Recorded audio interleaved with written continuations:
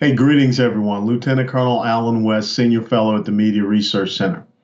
I'm going to have to take a little bit of a hiatus from doing these video commentaries because the Media Research Center is taking this old soldier out on a boat ride for 2 weeks. Going out on the Media Research Center European cruise from the 11th of September to the 24th of September. And I have the pleasure and the honor of being with some incredibly great conservative commentators and thought leaders here in the United States of America. We'll have Cal Thomas there. We'll have Representative Jason Chaffetz will be there. And guess what? We even have someone by the name of Joe Piscopo. I remember that guy from the old days of Saturday Night Live when it was really funny. But I'm looking forward to being with those individuals as we cruise out of Rome, going through the Mediterranean to Greece and Turkey. But I got to tell those MRC folks, once again, I joined the Army, not the Navy. But I'm looking forward to it because I hear they have good food on this ship. But anyhow, I want to talk to you about something that I think is really important. Congress is about to return to Washington, D.C. after their 6-week congressional recess, or vacay, as we say. And when Congress comes back in, without a doubt, the House Democrats are going to start pushing a very disconcerting issue based upon some of the recent mass shootings that we've had in Daytona, El Paso, Texas, and also in Midland, Odessa, Texas. But isn't it interesting that the progressive left never talks about the every weekend mass shootings that happen in Chicago or Philadelphia or Detroit, or some of the other inner cities that they control, where gun violence is not being controlled by their gun control legislation. But it was last week when the San Francisco Board of Supervisors passed a unanimous resolution. Item 20 is a resolution to declare that the National Rifle Association is a domestic terrorist organization and urging other cities, states, and the federal government to do the same. Now, I am a Patriot Life member, benefactor, and also a board of director for the National Rifle Association. And based upon the resolution that was passed by the San Francisco Board of Supervisors, I am now a domestic terrorist.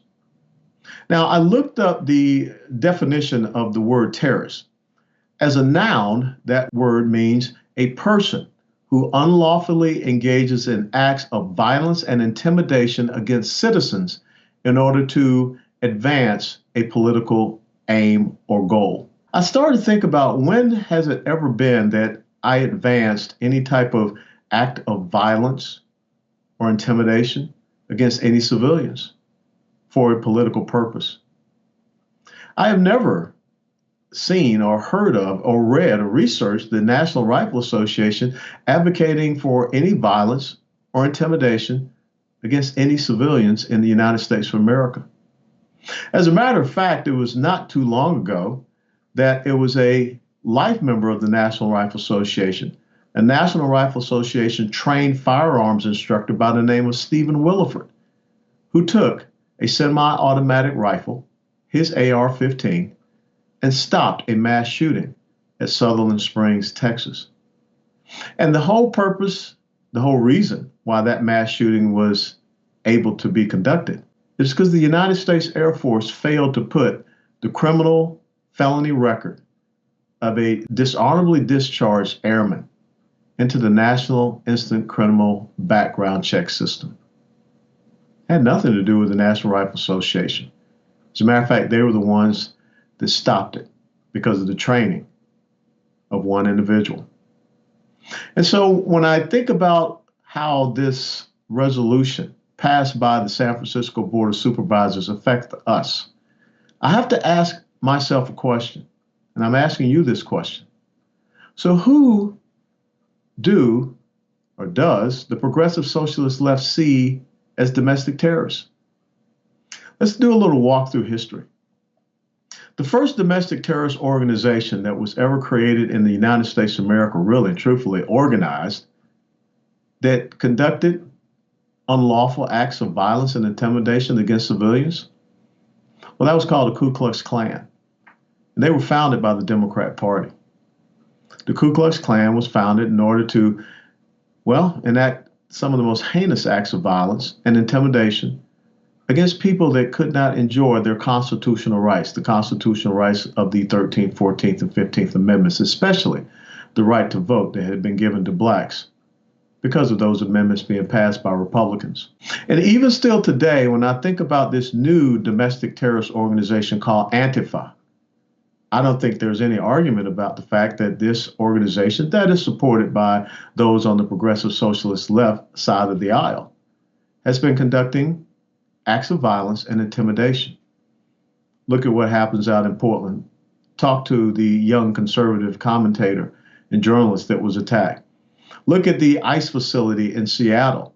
On Saturday, an armed 69-year-old Antifa activist was shot and killed by police after incendiary devices into an ICE detention center were sent by him. But yet, for some odd reason, the San Francisco Board of Supervisors had nothing to say about them. I look at an organization called Planned Parenthood, and I think about it how every single day, hundreds, maybe thousands of unborn babies are murdered in the womb. Planned Parenthood was founded by a racist, a white supremacist, a person that spoke at Ku Klux Klan rallies, a person that referred to blacks as undesirables and weeds. Her name, Margaret Sanger. And since 1973, Roe v. Wade, we are now breached an incredible number. 20 million black babies murdered in the womb. But yet no one talks about the fact that Planned Parenthood is murdering babies each and every day. So why is it that the National Rifle Association is castigated as a domestic terrorist organization?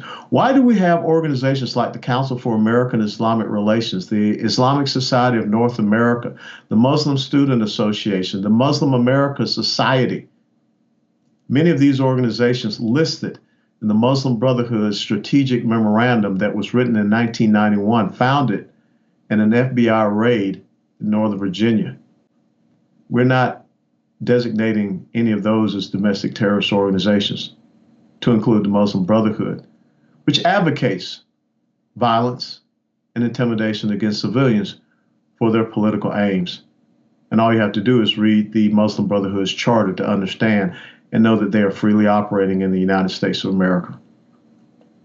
So why does the progressive socialist left take the act that they did, the step that they did, pass the resolution that they did?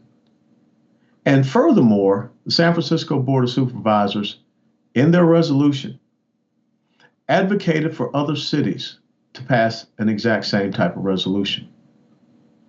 The problem is that anyone that is a freedom-loving person in the United States of America that rejects the ideological agenda of the progressive socialist left, to them, you're a domestic terrorist. Anyone that believes that the Second Amendment is important, that an armed individual is a citizen and an unarmed individual is a subject, you're a domestic terrorist. That's what the San Francisco Board of Supervisors said to us last week. This is a very trying time for the United States of America. Because without a doubt, we don't have to convince anybody who the other side is anymore. They're telling us each and every day.